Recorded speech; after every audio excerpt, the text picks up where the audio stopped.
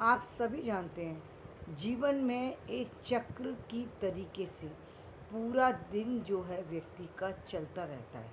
पूरी लाइफ जो है उसकी चलती रहती है। इस लाइफ में उतार चढ़ाव आते हैं।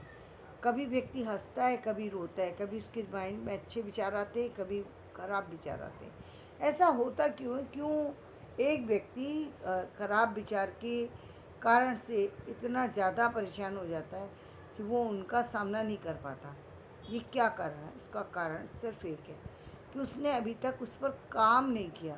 यानी उसने उसकी जब जब ज़िंदगी में ये खराब विचार आए तो वो परेशान होकर के इधर उधर भागता रहा। उसको ये बात समझ में नहीं आई कि ये मेरे मन में ये विचार आ क्यों रहे हैं।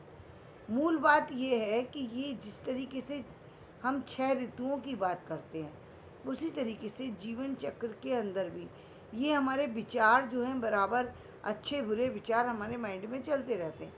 लेकिन जब हमको प्रैक्टिस हो जाती है, जिस तरीके से हमको प्रैक्टिस हो गई काम करने की, ये जब आप देखते हैं कि बच्चे स्कूल में जाते हैं और बाहर में बारिश हो या बाहर में हवा चले और वो क्लास में बैठे होते हैं तो वो क्लास में डिस्टर्ब नहीं होते हैं।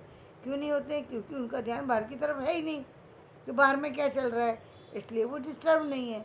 बाहर में आपका ध्यान यदि बाहर की तरफ जाएगा तो आपको आंधी तूफान बारिश सब डिस्टर्ब करेंगे, धूप सब डिस्टर्ब करेंगे। लेकिन यदि आपका ध्यान आपने सही जगह पे केंद्रित करके रखा तो आप डिस्टर्ब नहीं होंगे। इसका मतलब आपने कहीं ना कहीं अपने आप को डिस्टर्ब करके रखा है। डिस्टर्ब मत कीजिए, बल्कि अपने आप को एक जगह पर लेकर के आइए, अपने आप को व्यवस्थित बनाइए। अपने आप को ये मान के चलिए, विचार आना एक नियति है और ये आती ही रहेगी। आप चाहे भगवान से इसके लिए दुआ मांगिए या किसी से भी मांगिए। जिस तरीके से रात है इस समय और सुबह दिन का आना निश्चित है।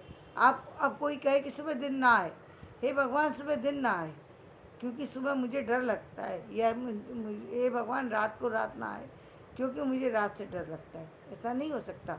तो भाई रात रात तो आएगी आएगी, तो फिर रात से बचा कैसे जाए? जो इस व्यक्ति को रात से डर लगता है, देख लीजिए आप, आपके सामने उदाहरण है।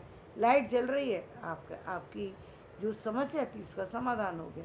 तो इसी तरीके से यदि आप भी अपने मन को एक जगह पर लेके जाकर ले जाएंगे तो आपकी ये दुविधा समाप्त हो जाएगी।